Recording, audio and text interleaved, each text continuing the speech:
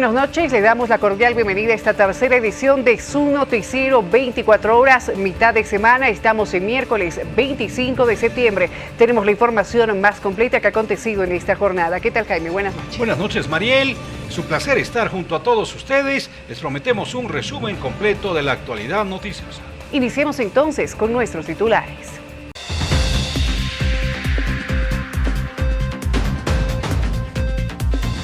Repercusiones de una marcha fallida. Sectores afines al gobierno piden la detención de Evo Morales. Marcharon para pedir una investigación.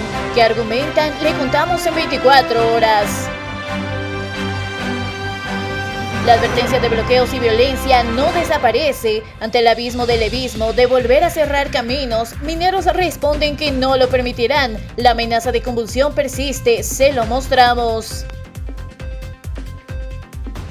Histórico, Bolivia deja de exportar gas a Argentina. El país abasteció el energético a los argentinos por 18 años. Bolivia se conformaría a ser zona de tránsito. Presentamos los detalles en su noticiero. Impugnaciones a raudales. Se presentaron 40 querellas contra candidatos a fiscal general. Entre los denunciados está el fiscal distrital de La Paz. Le decimos quiénes más se encuentran en la lista.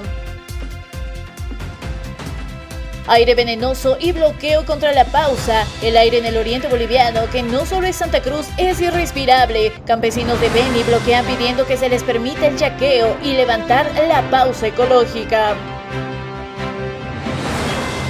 El bosque arde irremediablemente. Se reportan 39 incendios forestales. La ayuda llega, pero sigue siendo insuficiente.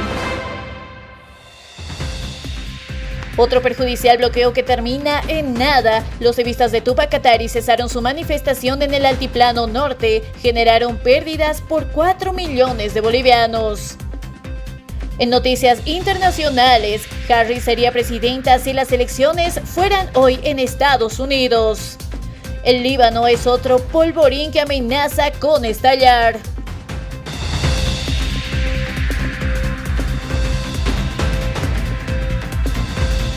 Comenzamos ahora con la información más destacada en este miércoles. La Asamblea de la Alteñidad en las últimas horas ha entregado pliego al gobierno nacional donde pide la detención de Evo Morales. A la cabeza de nuestra Asamblea de la Alteñidad estamos el día de hoy presentes para decir ya basta de bloqueos, ya basta de amenazar al pueblo boliviano. El día de hoy vamos a entregar nuestro pliego petitorio para que nuestro presidente pueda hacer cumplir el orden constitucional. Luego de que un grupo de sectores sociales marchara desde la ciudad del Alto a la sede de La Paz, la Asamblea de la Alteñidad presentó el pliego petitorio de 10 puntos a la ministra de la Presidencia y al viceministro de Coordinación con Movimientos Sociales. Entre las demandas del sector movilizado se destaca el pedido de detención de Evo Morales. Cuarto, exigimos el respeto a las instituciones legalmente establecidas y electas democráticamente por la mayoría de los ciudadanos alteños y bolivianos.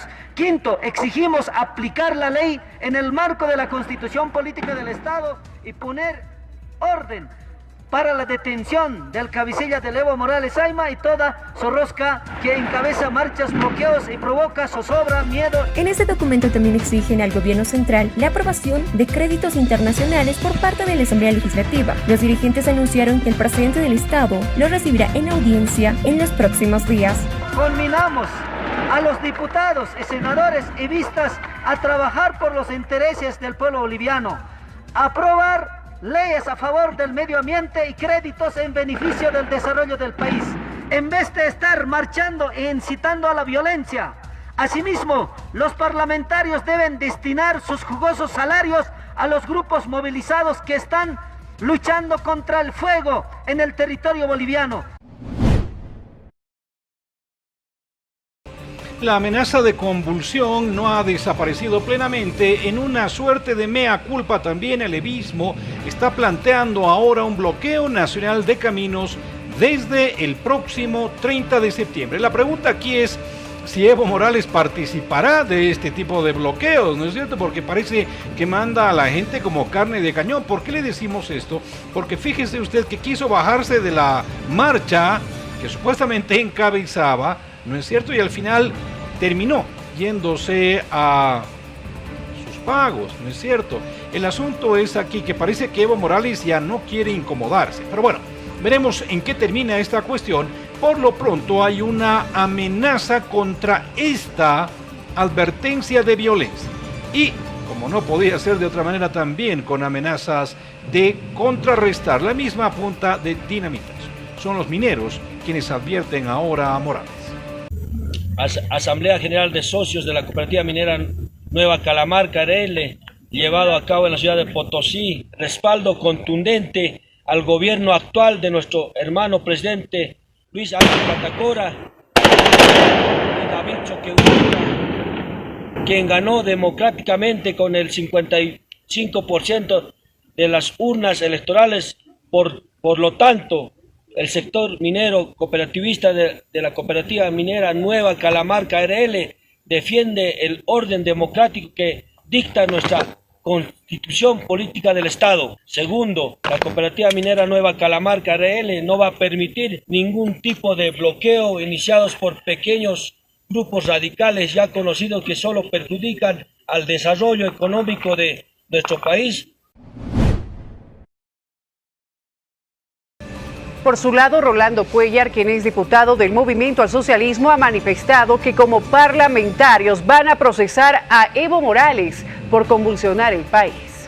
Como diputado nacional lo vamos a procesar a Evo Morales.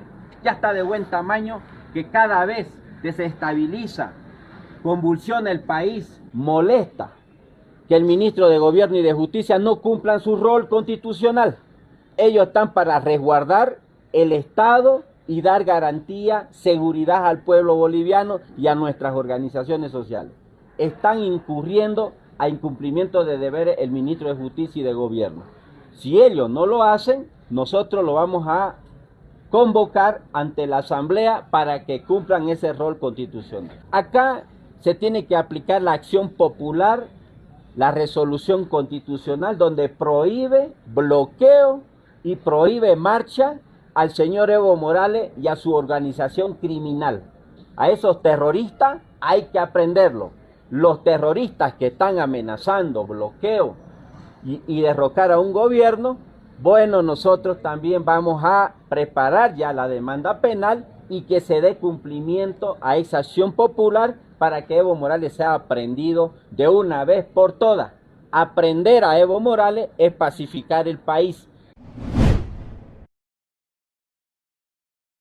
El tema en cuestión es que existe una resolución judicial que impediría a Evo Morales convocar, llamar, ser parte de un bloqueo de estas características que se están pensando. Bueno, si aquí en la marcha estuvo en esos devaneos, ¿qué pasará ahora que hay una amenaza mucho más concreta a violar esta resolución judicial?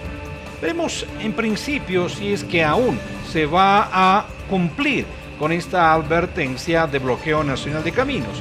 Entre tanto, lo que menos existe, por supuesto, es diálogo, es conversación. El defensor del pueblo también ahí quedó, ¿no es cierto?, como que fuera de juego, tratando de unir a las partes. Bueno, todavía existe ese propósito, esa intención. Veremos si se podría llegar a complementar esta situación con algo de diálogo.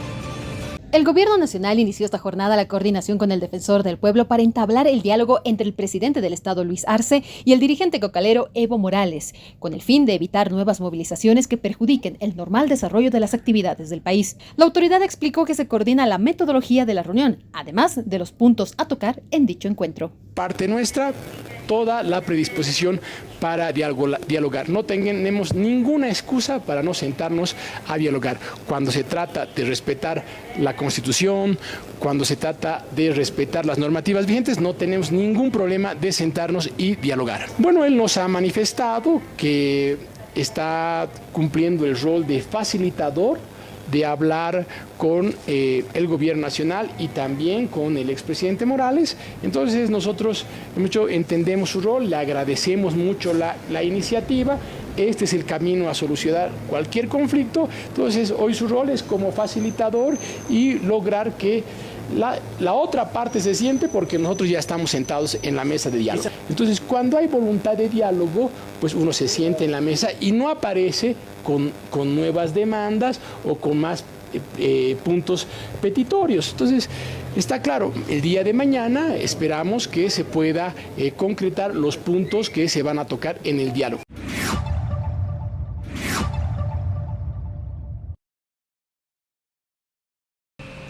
En otra noticia, tras que una comisión de los Ponchos Rojos sostuviera una reunión con el comandante departamental de la policía, decidieron que nadie ingrese a la sede de los Tupac Katari, mucho menos el dirigente arcista Javier Alejo. Nosotros hemos determinado entregar un pliego petitorio al gobierno central. Primero, exigimos el respeto a nuestro Congreso ordinario. Segundo, estamos exigiendo recuperación de nuestra sede sindical. Tercero, estamos exigiendo la liberación de 3 hermanos que ha sido detenido, aprehendido, encarcelado con una sentencia condenatoria de 3 años. 5, soluciona la alza de precios de canasta básica familiar. 6, sobre desabastecimiento de combustible de diésel, gasolina.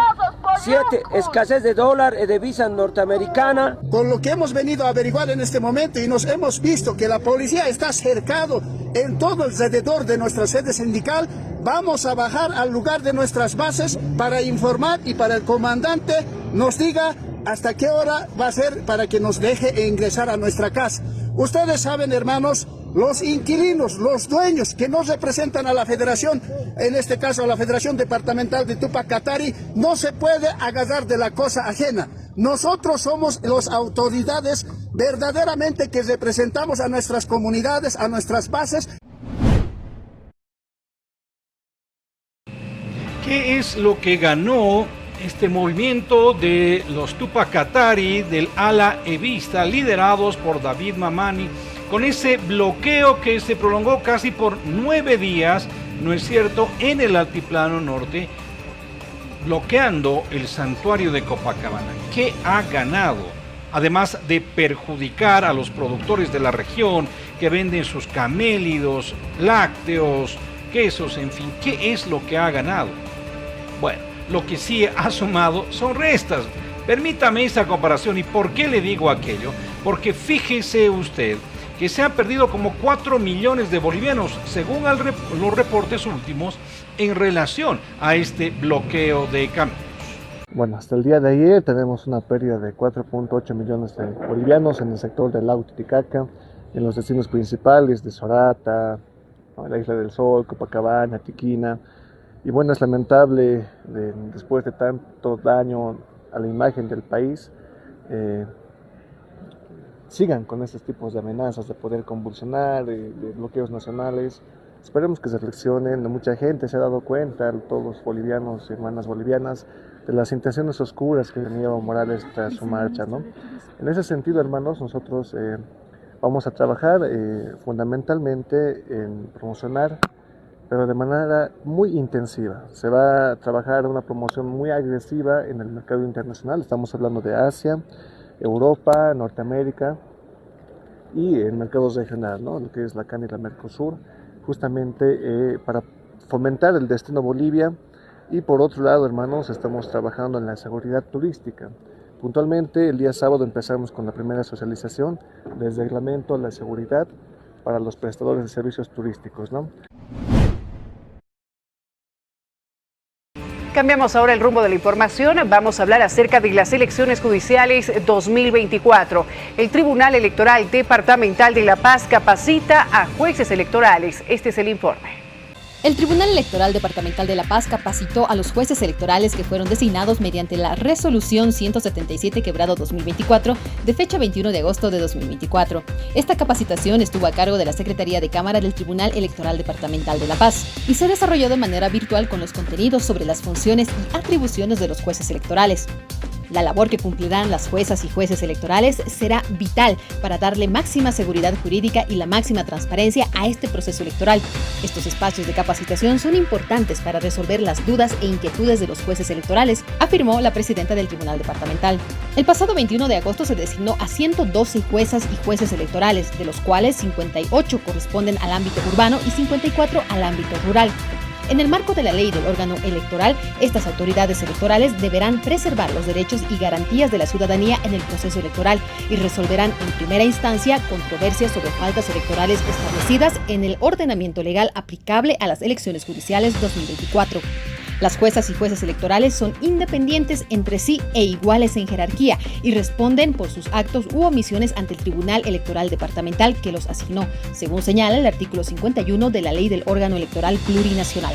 En el ámbito de su jurisdicción, las juezas y jueces electorales tienen las siguientes atribuciones: conocer y resolver en primera instancia controversias sobre procesos electorales, referendos y revocatorios de mandato, con excepción de las relativas a inhabilitación de candidaturas y nulidad de actas de escrutinio o cómputo de votos. Sancionar en primera instancia las faltas electorales en procesos electorales, referendos y revocatorias de mandato. Vigilar el funcionamiento y la organización de las notarías, jurados y mesas de sufragio y establecer sanciones por faltas electorales. Disponer las medidas cautelares conforme a ley durante la sustanciación del proceso. Requerir el apoyo de la fuerza pública para el cumplimiento de sus funciones y resoluciones y otras atribuciones establecidas en el respectivo reglamento. El tema en cuestión es que hay algunas deserciones de los candidatos, lo que pondría en jaque, por ejemplo, el tema de la nominación de jueces para Beni. Ahí existiría una falencia. Con estas trabas, con estos tropiezos, obstáculos, está continuando el tema de las elecciones judiciales. Veremos si se cumplen los plazos, el calendario, qué es lo que se va a hacer a partir de este escenario que se ha creado. Entre tanto, vamos a hablar que Luciana Campero, diputada por Comunidad Ciudadana, está denunciando irregularidades en este proceso electoral.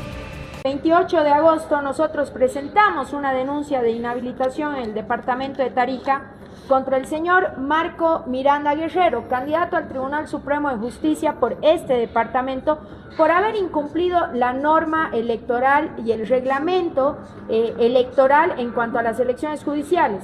¿Qué dice este reglamento? Es muy específico, que ningún candidato en ningún caso va a poder realizar campaña ni difundir sus méritos si no es a través del órgano electoral. Este señor incumple el reglamento, viaja a Yacuiba a hacer campaña en medios de comunicación que luego pide que bajen la entrevista y viaja a este departamento con viáticos y movilidad del Estado, porque estaba declarado en comisión al ser juez en Tarija para hacer una visita a la cárcel del Palmar. Es decir, ha utilizado vehículo oficial y ha viajado con recursos del Estado. Pasados días atrás nosotros hemos recibido la prueba fehaciente de que este señor es candidato del Movimiento al Socialismo, pero también de sus aliados, de la oposición ficticia, el señor Manfred Reyes Villa y del gobernador de Tarija.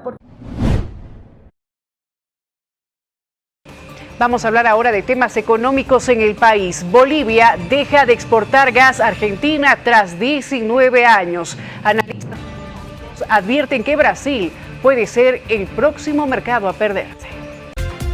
Tras 19 años se ha puesto fin a la exportación de gas a Argentina, país que a partir de octubre empezará a abastecer a las provincias donde llegaba el combustible boliviano. De esta manera llega a su fin casi 2 décadas de una relación que había convertido al país vecino en el segundo mercado más importante en materia energética para Bolivia. Los envíos de gas cesaron casi medio mes antes de que el contrato finalizara formalmente. El pasado 18 de septiembre llegó la última molécula de gas boliviano a territorio argentino. Ante esta situación, analistas económicos consideran que ello es un golpe muy duro para la economía nacional. El analista Gonzalo Sánchez advierte que esta situación puede replicarse con Brasil si es que no se realizan las inversiones en hidrocarburos que permiten mantener la producción lo suficientemente altos para seguir garantizando las exportaciones.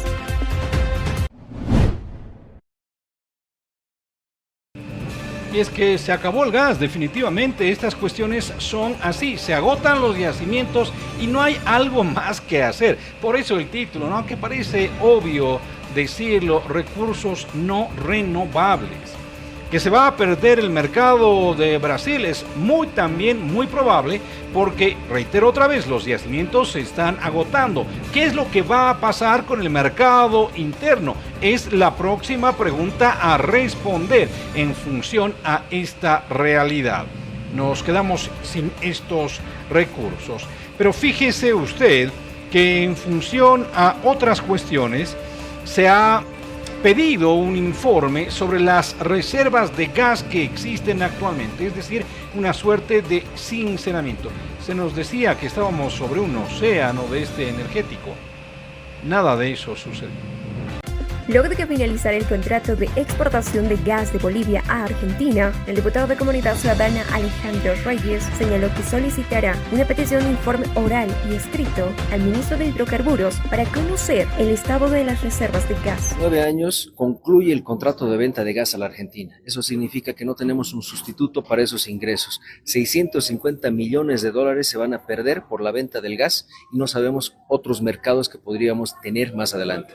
Con eso estamos mandando una petición de informe oral al ministro de Hidrocarburos y una petición de informe escrito para que nos diga realmente el estado del sector y además técnicamente nos explique proyecciones. Esa información que es fundamental para saber si realmente vamos a tener nuevos mercados o simplemente nos vamos a convertir en lo peor, es decir, importadores de gas también, además de la gasolina.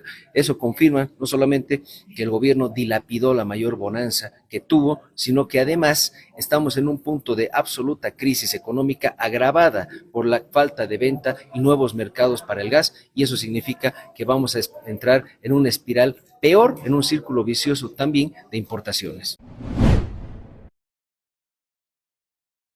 A propósito de este tema, también se ha pronunciado en las últimas horas el presidente de la Cámara Nacional de Exportadores de Bolivia, quien dijo que de confirmarse que Argentina dejó de importar gas boliviano, sería un golpe duro para nuestra economía, ya que nuestro país dejará de tener ingresos de 2.000 millones de dólares por la venta de gas.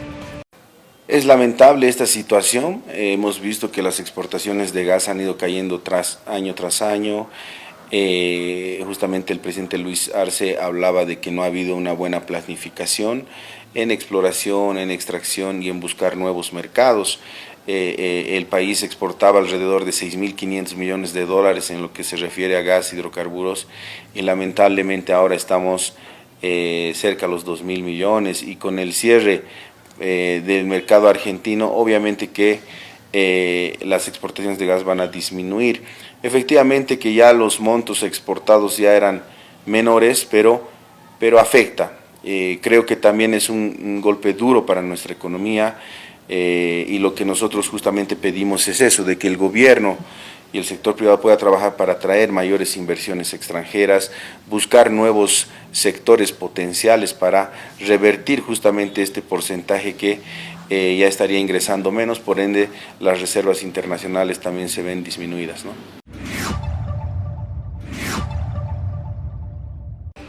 Vamos a otro asunto, tiene que ver con esta información preliminar, y lo pongo en estos términos, de que los ministros del gabinete de la actual administración pues se reducirían sus salarios. Aquí la pregunta es si esto beneficia, tiene algún efecto muy importante, ¿no es cierto?, en la economía nacional, o simplemente son salvas disparadas al aire. Con todo, se ha señalado que hay esta posibilidad. En este momento, el día de ayer, ha habido ya compañeros que están trabajando en esto, especialmente nuestros técnicos, ya para poder ir viendo, porque definitivamente es un pedido de un expresidente que pueda retirarse la renta vitalicia. Es más, no solamente eso, tenemos que reducir en este momento los salarios. Hay gente que gana, mira, a nosotros nos satanizan que ganan más de 20.000 bolivianos, los diputados, senadores, inamayas, todo eso, excelente. Pero a esto se tiene que sumar desde el presidente, ministros, viceministros, nosotros con todo gusto. Y hay otra jerarquía inclusive, que ganan 50.000, 100.000, hasta 600.000. Hay gente que gana en este país.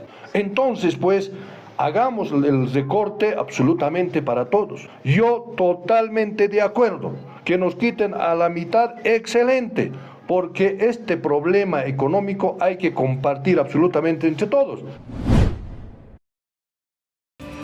Bien, vamos a seguir informando acerca de las repercusiones tras la llegada de la marcha de Evo Morales el pasado lunes a la ciudad de La Paz. Se han suscitado varias denuncias de violencia, hechos que habrían ocurrido durante la marcha vista y diferentes casos registrados. Tenemos esta entrevista en exclusiva con el Departamento de Prensa de Palenque TV con Virginia Ugarte, quien es presidenta de Derechos Humanos de la ciudad del Alto. Bueno, lo que hemos pedido y lo que vamos pidiendo siempre es el diálogo, que se agote el diálogo, puedan sentarse a la mesa del diálogo. Nosotros lo que habíamos pedido, nos hemos constituido en los lugares donde estaban los movilizados, así como en la carretera Copacabana. Bueno, nosotros hemos ido hasta Sorata, hemos podido conversar, hacer conocer que los derechos humanos no se pueden vulnerar, tampoco pueden vulnerar los otros derechos de las otras personas, ¿no? Siendo que también están cumpliendo lo que es el derecho a la protesta, ¿no? También es un derecho a la protesta, pero siempre sin vulnerar los otros derechos de los otros, como por ejemplo de los periodistas. Y así también hemos estado en la carretera a Oruro, hemos podido estar, ustedes han visto, hemos estado con nuestras banderas blancas, hemos podido apaciguar de que estaban enfrentándose con piedras y sí, no voy a tampoco mentirles de que no nos han hecho caso, nadie nos han ofendido nada, pues solamente una piedra llegó a una de mis ejecutivas, una piedra que llegó al momento de que, bueno, y después todo tranquilo, hemos auxiliado, heridos también. Han venido un herido, otro herido y que no había médicos al momento. Eso era también, tal vez ha sido un poco decirle a la misma ministra, ¿dónde están los médicos? Decíamos, ¿no? Y para las próximas también tienen que prever cuando hay esta clase de movilizaciones, algunas ambulancias que estén cerca, asimismo sea del municipio, ¿no? Que estén juntos, no hacía eso. Y después hemos participado ayer en la audiencia de los 9 detenidos, pero de los 9 solamente 5 en las que hemos participado y que se le ha dado libertad simple y sin condiciones a nada. Se les ha dado a los 5 que estaban en ese día allá en Cruceventilla, en la ciudad del Alto, el distrito 8.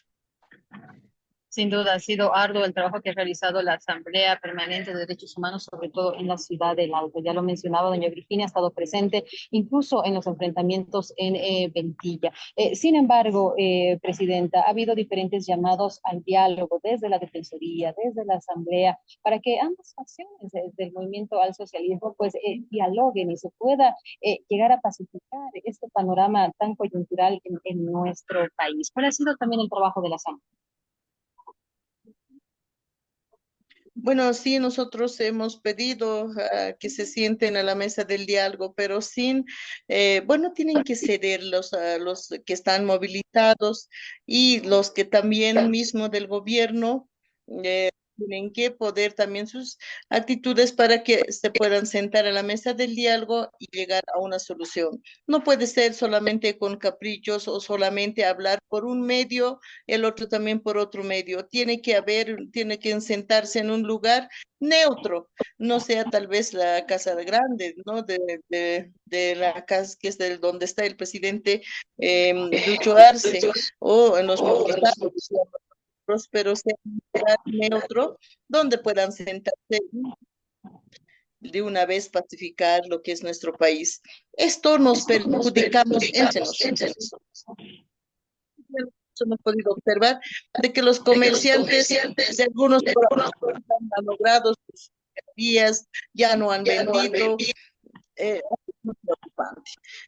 Lo que hemos podido, lloraba una comerciante, ¿no? Y lo que vendían salchipapas, igual decía, no, ya no vamos a poder vender. Una de ellas ahora ha aparecido herida también. Una de las comerciantes recientemente está siendo atendido por un médico. Eso es lo que ha pasado, y también decir a la población, señora periodista, que la Asamblea de Derechos Humanos es una institución independiente de toda afiliación política partidaria, sin fines de lucro, ¿no? Solo nuestra misión, visiones, nos enfocamos en lo que es la Declaración de los Derechos Humanos, la Constitución Política del Estado, y tratados internacionales sobre los derechos humanos. A eso es lo que nos basamos. Nosotros siempre estamos con ese pedido del diálogo.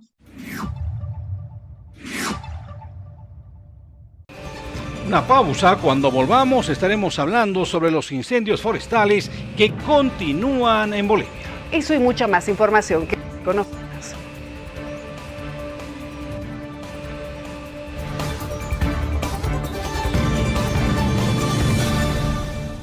Muchísimas gracias por seguir junto a nosotros. Hablemos de lo que habíamos hecho referencia antes de la pausa. Se habla de 39 incendios forestales que continúan consumiendo el bosque en la Chiquitanía, en la Amazonía. Se habló de aeronaves, cisterna que llegarían para combatir el fuego, pero parece que todo es poco en relación a la magnitud del evento. El Viceministerio de Defensa Civil señaló que se registran incendios en los departamentos de Santa Cruz, Beni y La Paz. 22 municipios son afectados y hay 1.220 efectivos movilizados para los trabajos de mitigación. Recordar que en Santa Cruz existe fuego activo e incendios forestales en 15 municipios. En Concepción, Urubichá, Ascensión de Guarayo, San Ignacio de Velasco, San José, San Matías y San Rafael, donde se concentran entre 7 y 3 incendios forestales. El resto de las provincias tienen un fuego activo y en algunos casos este es un incendio forestal. El Comando Conjunto de Respuesta a Eventos Adversos, el SECREA, ha sofocado, ha apagado 67 incendios, ha movilizado 4.148 bomberos forestales. En referencia a las declaraciones del alcalde del municipio de San Rafael del departamento de Santa Cruz, Calvimonte recordó que desde el 25 de julio al 7 de agosto de este año, el Gobierno Nacional y el Comando Conjunto de Respuesta ante Eventos Adversos, con la movilización de 35 bomberos forestales del Regimiento de Infantería 10 de Guarnes, atendieron las operaciones contra incendios a ese municipio, en la comunidad Miraflores, hasta sofocar el fuego. Prueba de ello es el acta de fin de operaciones firmada por el alcalde municipal Jorge Vargas Roca, dando por finalizadas las acciones contra los incendios. Posterior a ello, no se tuvo más comunicación de esa autoridad hasta la pasada jornada. Sin embargo, hemos sostenido una comunicación el día de ayer donde se va a restablecer el comando conjunto de operaciones en el municipio y se va a desplazar nuevamente una cuadrilla de bomberos forestales a apoyar a este municipio. Y estas son las repercusiones. Activan 54 procesos administrativos en el departamento del Beni, esto por quemas ilegales, y 17 procesos penales por los incendios forestales. Venimos trabajando de la siguiente manera. Hasta la fecha tenemos notificado más de 54 situaciones de comparendo. ¿Qué significa eso? Que hemos detectado de quemas ilegales dentro de los predios y le hemos procedido a citar comparendo para que inicie un proceso administrativo sancionador. Independientemente de eso, también hemos detectado incendios forestales o incendios de pastizales en este caso, y hemos procedido a hacer la denuncia penal correspondiente, y hasta la fecha tenemos 17 procesos penales aperturados a aquellos predios que tuvieron quemas y se descontroló su quema y afectó a los predios aledaños, es decir, causó un incendio. En ese entendido venimos trabajando de esa manera como dirección departamental de la BTBN. Tenemos la unidad de monitoreo de información geoespacial que está todo el tiempo haciendo el trabajo de multitemporal y analizando aquellas quemas que se han descontrolado y causan incendios. Venimos trabajando constantemente con la unidad de monitoreo de información geoespacial, tanto de la Dirección Nacional como aquí en la departamental. Y esto sucede en medio de un bloqueo ya que se ha iniciado entre La Paz y Beni, producto de esa determinación de esta pausa en lo que se refiere a los chaqueos fundamentalmente, ¿no es cierto? Obviamente los ganaderos, los agricultores de Beni no tienen otra forma que prenderle fuego a la naturaleza para lograr el desmonte. Entonces, esta pausa agrícola les está perjudicando. Con todo, se continúa combatiendo el fuego, que es lo que está preocupando mucho ahora. Canadá ha entregado insumos a bomberos para que continúen con este combate a las llamas. Importante mencionar que los equipos que recibimos hoy no solo son una herramienta física que brindan una ayuda vital en nuestra lucha contra los incendios, son también un símbolo de la solidaridad del pueblo canadiense y del compromiso compartido con la defensa de nuestro ambiente. Con este gesto, y además resaltar la importante y heroica labor de nuestros bomberos, tanto voluntarios como de la policía, estamos fortaleciendo nuestra capacidad de respuesta ante una problemática que no solo está afectando a nuestro país, sino también al planeta entero. El daño que los incendios causan a nuestros bosques, a nuestra tierra, es incalculable y no podemos cerrar los ojos ante esta dura y triste realidad, ya que muchos de los incendios no son accidentales, sino lamentablemente son causados por la irresponsabilidad humana. Y preste atención a la siguiente noticia. A raíz de los incendios forestales, la calidad del aire es extremadamente mala en el departamento de Santa Cruz. Estos son los detalles. Hoy día nosotros hemos amanecido con una calidad de aire extremadamente mala. Es uno de los valores más altos que hemos registrado. No hemos superado todavía el valor de 402 que tuvimos el 7 de septiembre. Hoy día tenemos un valor de 385. Eso nos sitúa en una calidad de aire extremadamente mala, que básicamente implica que estamos respirando una calidad de aire bastante insalubre, tanto para los grupos de riesgo como para la población en general, ¿no? Se tienen pronósticos de lluvias para el día jueves en horas de la madrugada y cambio de vientos en la dirección sur. Y eso va a permitir que exista una especie de dispersión de contaminantes y de estas masas de aire que están generando esta alteración de la calidad del aire que se respira en la ciudad, ¿no? Sin embargo, es muy importante mencionar también de que mientras continúen estos incendios forestales en los municipios del norte integrado, en la zona de la Chiquitanía, por la misma acción de los vientos vamos a seguir recibiendo todas estas masas de aire contaminado que llegan a afectar la calidad del aire de la ciudad y por ende también llegan a tener algunos efectos negativos en la salud de las personas. Vamos a cambiar de tema. Hablemos de la sonada militar del pasado 26 de junio. Se ha convocado a declarar al comandante de la Policía Nacional, que en esa fecha habría sido tentado a sumarse a este movimiento militar. Así es. La defensa ha solicitado que ambas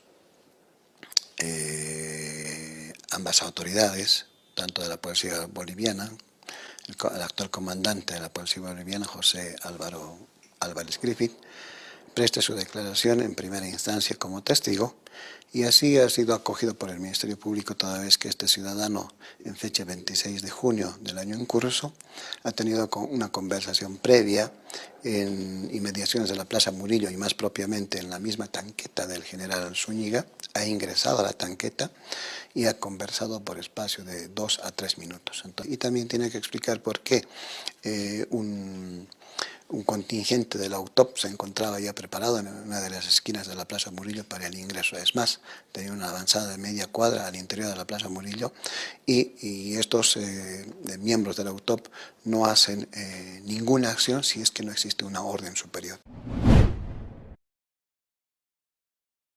Cambiamos ahora de información, ya que la Procuraduría General del Estado ha denunciado penalmente al ex procurador Wilfredo Chávez privatizar la defensa del Estado al contratar abogados externos para 10 casos, lo que ha generado un daño económico de 5,4 millones de bolivianos.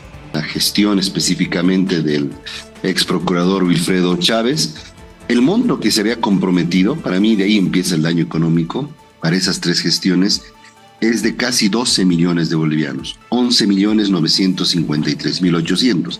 ¿Y por qué para mí ya hay daño económico en ese monto comprometido? Porque al haberse comprometido un monto de dinero para pagar a estos consorcios, para pagar a estos bufetes, para pagar a estos peritos fundamentalmente extranjeros, aunque también hay nacionales, ya se ha evitado o se ha direccionado el pago de esos recursos cuando había otras necesidades en la Procuraduría que no pudieron cubrirse en esas gestiones. Sin embargo, efectivamente, de esos casi 12 millones de bolivianos, se pagó, y es un dinero también a recuperar, ya un daño económico a recuperar, 5.433.603.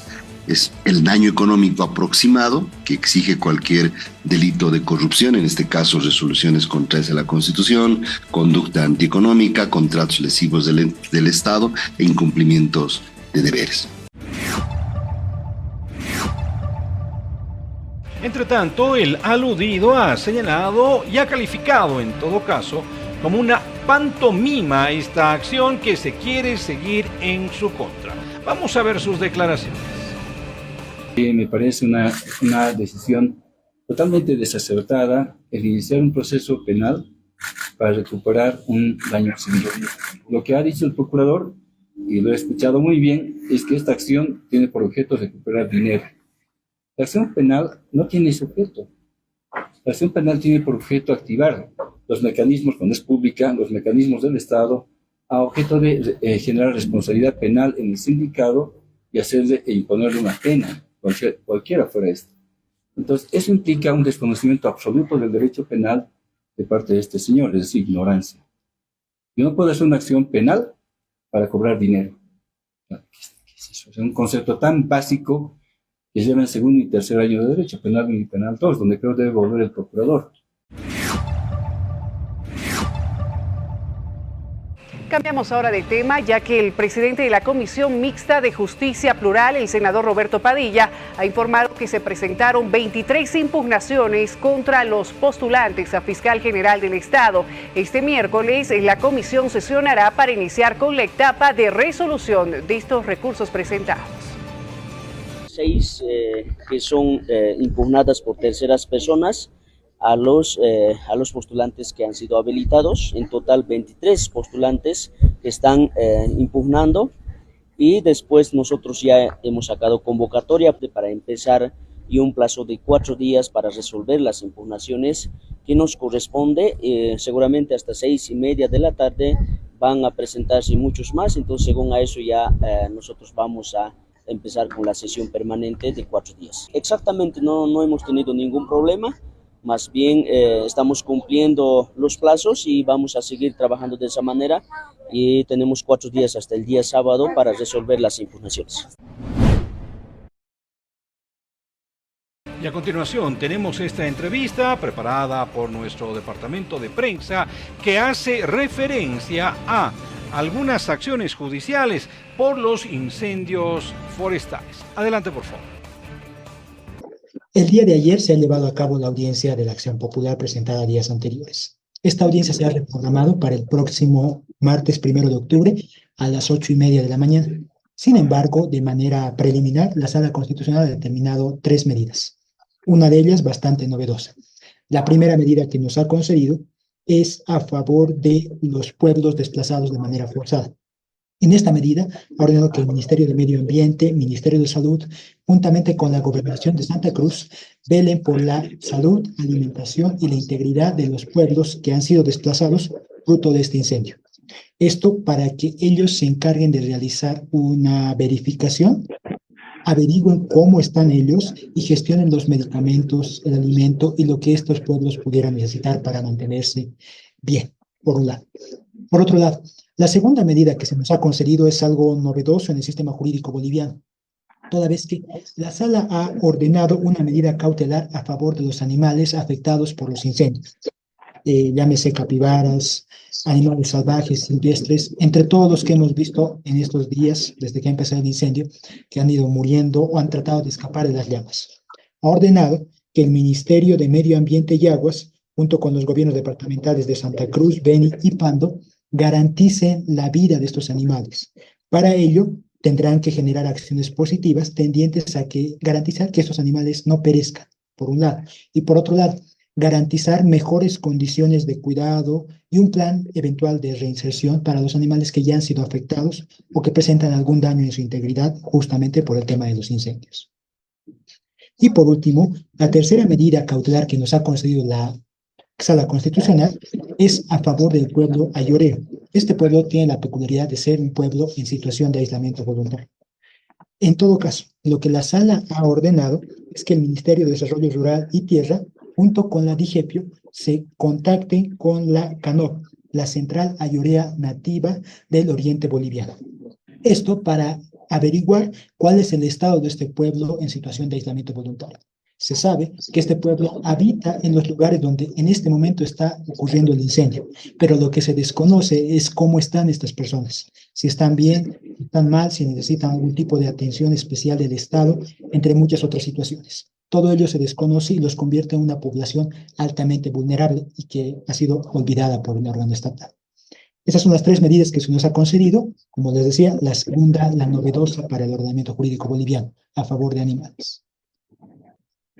Ahora, Adrián, mucho se habla de la ayuda internacional que llega para la sofocación y mitigación de estos incendios. Sin embargo, se ha solicitado, se ha pedido algún tipo de información. Esta misma ayuda internacional que puede llegar precisamente para ayudar a estas comunidades, para ayudar o realizar un trabajo conjunto, por ejemplo, con el Ministerio de Medio Ambiente para el tema de la fauna y flora que se ha perdido por el tema de los incendios, de colaborar a estas comunidades indígenas desplazadas de manera forzada a reinsertarse nuevamente en estos territorios que evidentemente han quedado demasiado afectados.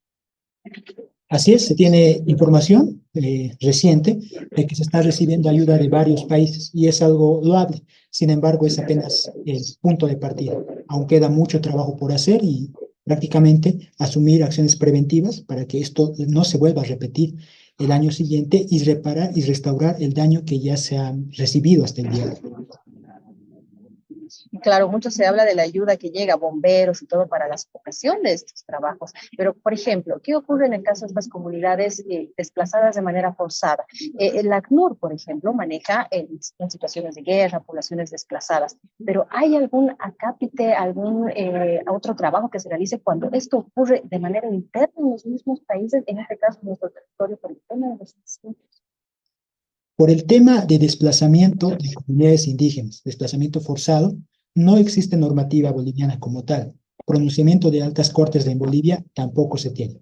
Se tiene experiencias internacionales de la Corte Interamericana de Derechos Humanos, donde se ha dado desplazamiento forzado de pueblos indígenas, no precisamente por tema de incendios, sino por conflicto armado o situaciones diferentes. O en Colombia, por ejemplo. Exactamente. En ese caso, tomando esa experiencia de países vecinos y la jurisprudencia de la Corte Interamericana, la Defensoría del Pueblo, a través de la acción popular, plantea una medida innovativa que, como les decía, no se ha visto antes y se trata de innovar en ese sentido. Justamente está en este momento en riesgo la existencia de poblaciones que, en algunos casos, como es el pueblo ayureo, se encontraba en aislamiento voluntario, que se desconoce cuál es su verdadera situación y no se sabe cuántos están afectados, cuál es su afectación a su tierra, si es que existieran daños en su integridad o, en el peor de los casos, si es que existiera alguna víctima fatal de los incendios. Sin duda ha sido muy importante el trabajo que ha realizado la Defensoría del Pueblo con esta acción popular. Adrián, por favor, ya para finalizar, sabemos que quedan pendientes algunas otras solicitudes que ha realizado la Defensoría para la próxima audiencia el 1 de octubre. ¿Cuáles serían las mismas y qué se espera de ellas? Bien, la audiencia del día martes ya va a entrar al fondo del problema. Va a pretender que se aborden medidas preventivas, porque este problema de alguna manera se veía venir. No es algo que haya aparecido de sorpresa. Ya tenemos el dato de que varios años atrás se repetía este escenario. Lo que ha fallado es la labor preventiva del Estado. Y ahora que se tiene ya el problema al vivo como tal, ha existido una reacción tardía e inefectiva. En todo caso, lo que se pretende con la acción popular es generar un cambio. Primero, una labor preventiva, reactiva y paliativa a lo que se está viviendo con el tema de los incendios y que la justicia constitucional sabrá determinar de mejor manera ya en la audiencia próxima.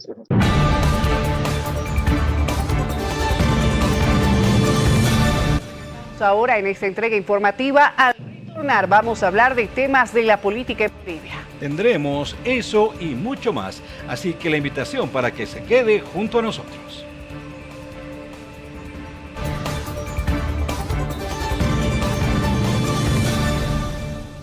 Seguimos con la información aquí en el noticiero 24 horas. Muchas gracias por permanecer en nuestra sintonía. Seguimos con las noticias.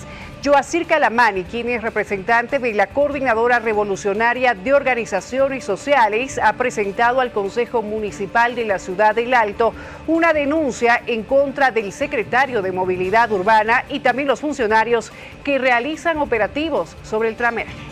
Esta denuncia a los 11 concejales, ¿Por qué? Porque los 11 concejales no pueden ser cómplices de malos funcionarios que estarían haciendo quedar a todo un municipio. Hemos visto el señor, en este caso Reinaldo Cusi, que es secretario de Movilidad Urbana, ha sido encontrado en estado de ebriedad en el mes de mayo. Aquí tenemos la denuncia, el caso abierto ya, para que el Consejo también se dé cuenta de qué tipo de funcionarios tiene el Ejecutivo Municipal. Por otra parte, también tenemos otra denuncia por parte de nuestros compañeros gremiales que han sido atropellados por la Guardia Municipal de Transporte. No, la Guardia Municipal de Transporte se tiene que preocupar hoy por hoy a acabar de una vez con el trameaje, a de una vez controlar el tráfico vehicular, pero la Guardia Municipal de Transporte hoy por hoy se dedica a hacer decomisos, y es por eso que nosotros hemos presentado a la unidad de transparencia juntamente con nuestros compañeros, nos han aceptado, y no solamente vamos a hacerle conocer al presidente del Consejo, de esto tienen que saber los 11 concejales, vamos a presentar a los 11 concejales para que de una vez pidan un informe escrito o oral. A continuación vamos a hablar sobre una preocupación que existe en el Alto, pero también en Viacha, que tiene que ver con el manejo de plásticos, por ejemplo, u otro tipo de residuos que son empleados como carburantes. En esta instancia, entonces, se ha realizado una explicación en torno a este tipo de manejos que corresponde al gerente de la planta de Viacha, Osvaldo Muñoz. Lo que se ha lanzado ahora es un proyecto piloto para coprocesar residuos. Nosotros recibimos los residuos trozados, los residuos plásticos trozados, y los vamos a coprocesar en una de nuestras líneas de clinkerización. El coprocesamiento es una tecnología que está presente hace muchos años en la industria del cemento, pero es la primera vez que se está haciendo esto en el país. Y la planta de Viacha es la primera planta en el país que tiene todas las licencias ambientales, las licencias de operación con residuos en orden y saneadas para encarar este programa de coprocesamiento, y el día de hoy lo hemos lanzado acá en nuestra planta de Viacha. Son plásticos bromados, son residuos plásticos de equipos eléctricos y electrónicos. Estos plásticos están siendo trozados a una medida menor a 1 centímetro y se los está coprocesando en el quemador principal de una de nuestras líneas de clinkerización. Coprocesamiento es una tecnología que busca la sostenibilidad de las ciudades y del mundo entero en realidad, porque esos residuos, en vez de que sean enterrados en un campo, vienen y pueden ser coprocesados en nuestro proceso, es decir, se incorporan al proceso y forman parte del proceso de producción de clinker. Finalmente lo que sale sigue siendo clinker, pero se aprovecha el poder calorífico de estos residuos para el proceso productivo del clinker. Por su parte, el representante de la Sociedad Boliviana de Cemento ha informado que la planta de cemento Viacha será la primera en coprocesar residuos de aparatos eléctricos y electrónicos con el fin de convertirlos en combustibles alternos. Lo que estamos haciendo aquí en nuestra planta de cemento Viacha es inaugurar, ¿cierto?, el coprocesamiento de residuos plásticos provenientes de aparatos electrónicos que son muy contaminantes. Hemos realizado todos los análisis de ingeniería junto con las universidades, hemos trabajado con el Ministerio de Medio Ambiente, que tiene que ver con todos los certificados ambientales que se necesitan para coprocesar. Estamos todos full autorizados 100% con todos los certificados, así que estamos felices de aportar con un granito de arena a la sostenibilidad de Bolivia. Bueno, este es un proyecto que se enmarca dentro de otro proyecto matriz, mucho más grande. Esta es la primera parte de un piloto para ir viendo y ajustando un proyecto grande. Nosotros hoy día tenemos una inversión ya realizada, en proceso, que va a estar terminado en mayo del próximo año, de $7 millones para este tema, y después vendrá la planta de coprocesamiento, que esa estimamos que puede ser otros $20 millones más, digamos. Así que estamos en ese proceso, y este hito de hoy día es muy importante porque nos da los parámetros para poder ir diseñando la planta futura. De la planta final es coprocesar residuos sólidos, gases, todo tipo de residuos también líquidos, de extraer de la sociedad todo lo que son los contaminantes y poder de forma planificada y bien investigada coprocesarla en nuestro horno.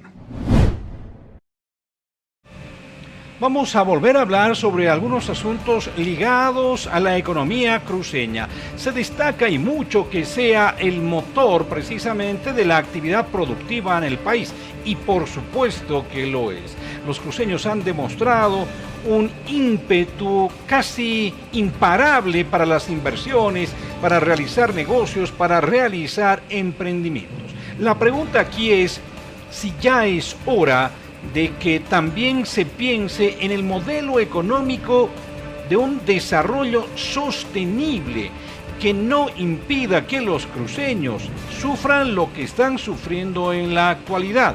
Problemas en su salud, problemas en la calidad de un aire que es irrespirable allá en Santa Cruz. Los bemoles de la economía. Con todo, Mario Aguilera está destacando este modelo.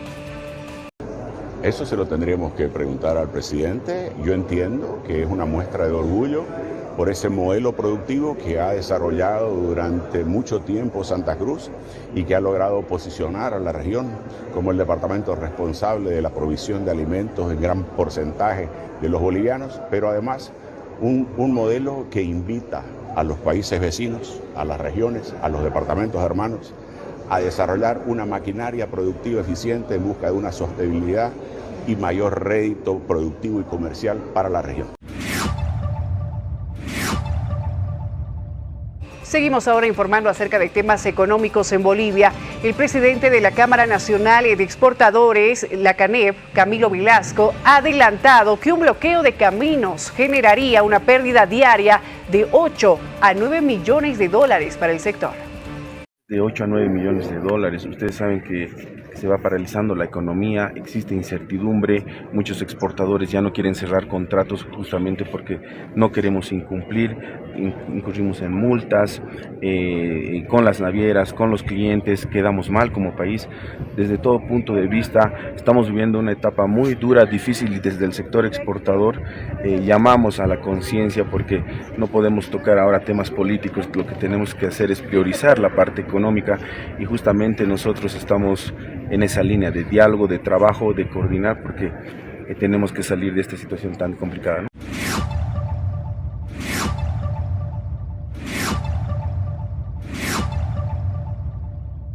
Y me dediqué a la docencia, sin dejar de lado mi consulta personal y sobre todo los medios de prensa.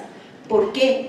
Porque la población necesita saber. La población necesita tener salud mental. No todo el mundo tiene el privilegio de poder asistir a un centro de formación superior como es la Universidad Mayor de San Andrés, la mejor universidad del país y de todo el sistema nacional, tanto público como privado, ¿ya? Pero es menester bajar a las bases para generar cambios de actitud, de comportamiento que lleven hacia una sociedad más equitativa, con mucho bienestar.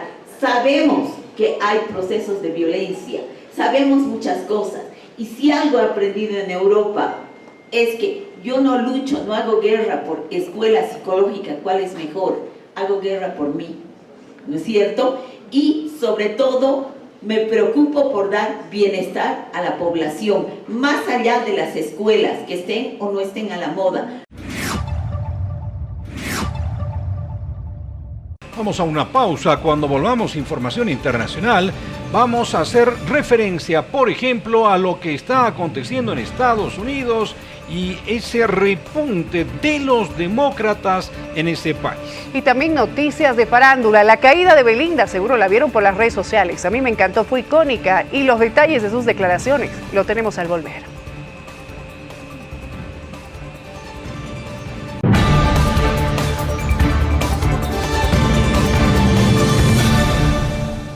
Bien, llegamos a la recta final ya en esta tercera edición de su noticiero 24 horas. Como siempre, les agradecemos por su preferencia para ser los mejores informados día a día. Jaime, hasta mañana. Hasta mañana, Mariel, amigos, amigas. Ha sido un placer, como siempre. Que tengan un reparador descanso. Nos reencontramos en la primera edición de 24 horas. Permiso. Que tengan muy buenas noches. Hasta mañana.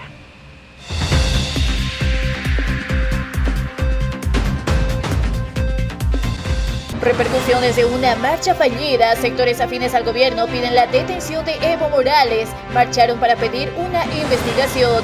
¿Qué argumentan? Le contamos en 24 horas.